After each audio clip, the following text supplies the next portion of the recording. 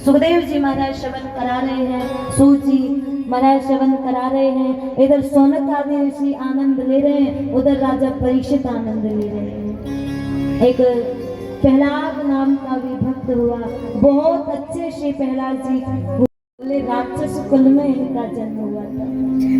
हिरण्याकश्यप और हिरण्याक्ष दो भाई हैं। हिरण्याक्ष का वध कर दिया विष्णु ने, नारायण ने वराह अवतार धारण करके। हिरण्याकश्यप ने मानो ये संकल्प ले लिया, आज से नारायण मेरा शत्रु है, मेरा दुश्मन है, मैं उसको मारूंगा, मेरे भाई को उसने मारा, मैं उसको मारूंगा। ब्रह्मा जी की तपस्या करने गए, ब्रह्मा जी की तपस्या की, ब्रह्मा जी प्रसन्न भये, वरदान मांग ले। हिरण्याकश्यप बोला मुझे अमर करो। ब्रह्मा जी बोले भैया अमर तो नहीं कर सकता, क्योंकि मैंने ये दुनिया बनाई और मेरी बनी हुई दुनिया का नियम है, आया है सो जाएगा, राजा रंग फकीर, मरना तो पड़ेगा, कुछ और मांग ले। हिरण्याकश्यप ने दूसरे वरदान मांगे, कई सारे वरदान। कौन कौन से? ना दिन में मरूं ना रात में, ना घर के अंदर ना बाहर, ना पृथ्वी पर ना आकाश में, ना अस्त्र से ना शस्त्र से, ना नर से ना पशु से, 12 महीनों में ना मरूं, ऐसा वरदान मुझे दे दो। ब्रह्मा जी बोले एवं अस्तु, ऐसा ही होगा। दे दिया वरदान, वरदान जब दिया, हिरण्याकश्यप को लगा मैं अमर हो गया, अब मुझे कोई नहीं मार सकता, मैं अमर हूं। भैया हिरण्याकश्यप के यहाँ 4 पुत्र हुए, लाद, अल्लाद, शनलाद और सबसे छोटे हैं श्री प्रहलाद। प्रहलाद जी का जन्म हुआ। चारों पुत्रों को हिरण्याकश्यप ने गुरुजी के यहाँ शिक्षा के लिए भेजा, राक्षसी विद्या के लिए। जब भेजा तो वहां पर श्री प्रहलाद जी महाराज क्या कर रहे हैं? नारायण नारायण नारायण जप रहे हैं। और भैया ये जो भक्ति की बीमारी है, ये कैसी बीमारी है? अभी कुछ वर्ष पहले कोरोना नाम की बीमारी आई थी ना, जैसे 2 गज की दूरी, मास्क है जरूरी, दूरी बनाओ तो बीमारी नहीं होगी, और वो बीमारी हो रही थी स्पर्श करने से, पास आने से। भक्ति की बीमारी ऐसी ही है प्यारे, भक्त के बगल में बैठोगे तो भक्त हो जाओगे, ये बीमारी आपको पकड़ लेगी, ऐसी ये भक्ति की बीमारी है। प्रहलाद ने भक्ति रूपी बीमारी पूरे विद्यालय में फैला दी। अब तो सब नारायण नारायण नारायण, गुरुजी नारायण गा रहे हैं, शिष्य लोग नारायण गा रहे हैं, मित्र लोग नारायण गा रहे हैं, सब नारायण नारायण गा रहे हैं। 9 महीने शिक्षा ग्रहण करी, प्रहलाद गए घर पर। पिताजी ने पूछा बेटा क्या सीख के आए हो? पिताजी मैं कई प्रकार का ज्ञान सीख के आया हूँ। बताओ? बोले श्रवणम कीर्तनम विष्णु विस्मरणम पाद सेवनम अर्चनम वंदनम दास्यम सख्य आत्म निवेदनम। यानी कि विष्णु भगवान की कथा सुनो, विष्णु भगवान को याद करो, विष्णु भगवान से रिश्ता बनाओ, विष्णु भगवान को अपना बनाओ, और कुछ नहीं है संसार में। जैसे ही ये व्याख्यान हिरण्याकश्यप ने सुना, पकड़ लिया हाथ, फेंक दिया गोद से, बोले तू मेरा पुत्र नहीं, मेरे पुत्र के रूप में काल है मेरा। अरे मेरे शत्रु का नाम गाता है मेरे सामने, मेरे दुश्मन का नाम गाता है मेरे सामने। अब तो प्रहलाद को मारने के प्रयास करने लगा, अग्नि में बिठाल दिया बहन की गोद में।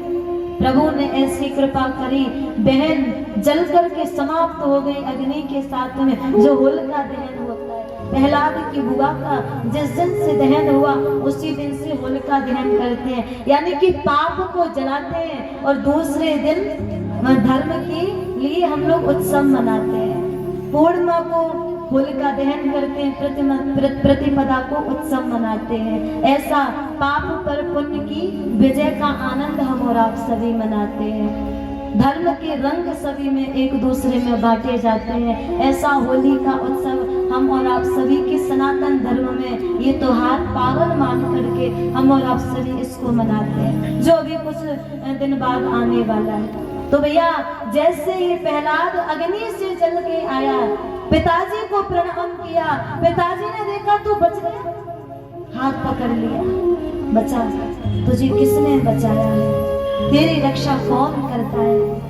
प्रहलाद मुस्कुरा के बोले, पिताजी मारने वाला है भगवान, बचाने वाला है भगवान, बाल ना बाका करने पाए जिसका रक्षक दया निधान। कौन होते हैं आप मारने वाले? जिसने मुझे जन्म दिया है वही मुझे बचाया है पिताजी। पिताजी का क्रोध सर से ऊपर चढ़ गया और बोले, बता तेरा विष्णु कहाँ रहता है? मेरे सामने क्यों नहीं आता? वो मुझसे डरता है क्या? क्यों नहीं आता मेरे सामने? पिताजी वो डरते नहीं है। तो बता कहाँ बैठा है चुप करके? बोले वो तो सब जगह है, इस खंबे में भी है। जैसे ही बोला खंबे में है, हिरण्यकश्यप बोला, आज मैं देखूं तेरा भगवान कहाँ बैठा हुआ है, क्या खंबे में है? वो उठाई तलवार, मारी खंबे में, खंबा फट गया और श्री नरसिंह भगवान प्रकट है रे, ताड़ लगाते हुए, बोले नरसिंह भगवान की जय हो। ताड़ लगाते हुए श्री नरसिंह भगवान प्रकट हुए, दौड़ करके हिरण्यकश्यप को उठा लिया, गोद में रख लिया।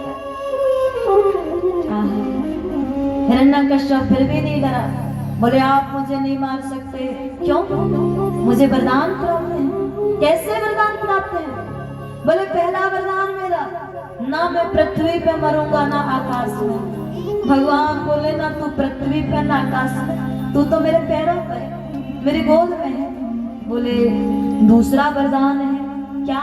बोले, ना मैं घर के अंदर मरूंगा ना बाहर मरूंगा। नरसिंह भगवान बोले, ना बाहर है ना अंदर है, तू तो बीच दहरी में है। इसलिए माताओं, बीच दहरी में कभी बैठ के भोजन नहीं करना चाहिए, खड़े होके जलपान नहीं करना चाहिए, और खास करके स्त्रियों को बीच दहरी में खड़े होकर अपने केस नहीं झाड़ने चाहिए, ऐसा नियम बताया जाता है। बोले, तो बीच दहरी में है। हिरण्यकश्यप बोला, मुझे एक और वरदान प्राप्त है, ना मैं दिन में मरूंगा ना रात्रि में। नरसिंह भगवान बोले, ये तो संध्या का समय है प्यारे, संध्या 5 बजे से और 7 बजे तक ना दिन है ना रात है, ये संध्या कालीन समय होता है, पूजा पाठ का समय होता है। मुझे एक और वरदान प्राप्त है, ना अस्त्र से मरूं ना शस्त्र से मरूंगा। नरसिंह भगवान बोले, तेरे लिए मेरे नाखून ही बहुत है, इन्हीं से कर देंगे कल्याण तेरा। हाँ, एक और वरदान प्राप्त है, ना नर से मरूंगा ना पशु से मरूंगा। प्रभु बोले, मुझे देख ढंगते में कौन, ना नर हूं ना पशु हूं, शरीर है नर का, मुख है सिंह का, इसलिए नाम नरसिंह है। हिरण्यकश्यप बोला, तो फिर अब आप मुझे नहीं मार सकते। क्यों? मुझे एक वरदान और प्राप्त है। क्या? बोले, आपके बनाए हुए 12 महीनों में मैं नहीं मरूंगा। नरसिंह भगवान बोले, तेरे लिए स्पेशली 13वां महीना भी बना के लाया, तेरे लिए बनाया है, और वो है अधिक मास, पुरुषोत्तम का महीना। अब बता। हिरण्यकश्यप बोला, अब तो कोई वरदान नहीं है। नरसिंह भगवान बोले, मेरे पास ज्यादा टाइम नहीं है, त्रावड़ी वाले बैठे कृष्ण अवतार को देखने के लिए, ज्यादा देर नहीं रुक सकता मैं, मेरे को जाना पड़ेगा भैया। बिना विलंब किए प्रभु ने सीना चीर दिया, नाखूनों से अंतड़ियां निकाल ली, हृदय में माला बना के प्रोली, और वहीं पर नरसिंह भगवान ने हिरण्यकश्यप का कल्याण किया है। बोले भक्त वत्सल भगवान की। वहीं पर राक्षस का कल्याण किया। भूख क्रोध नरसिंह भगवान में कौन शांत करेगा? बोले, जिसके लिए अवतार लिया उसी को बुला लो।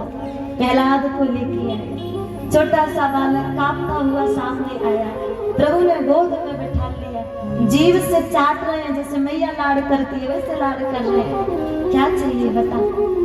डरता हुआ प्रहलाद बोला, प्रभु मैंने कभी मांगने के लिए भक्ति करी नहीं थी।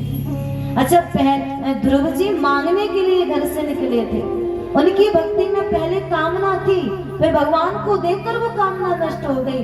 पर प्रहलाद तो प्रारंभ से निष्काम भक्ति कर रहा है, वो तो कभी कुछ मांगने के मन से भक्ति कर ही नहीं रहा था। प्रभु मैंने कभी चाहा ही नहीं कि तुमसे कुछ मांगूंगा।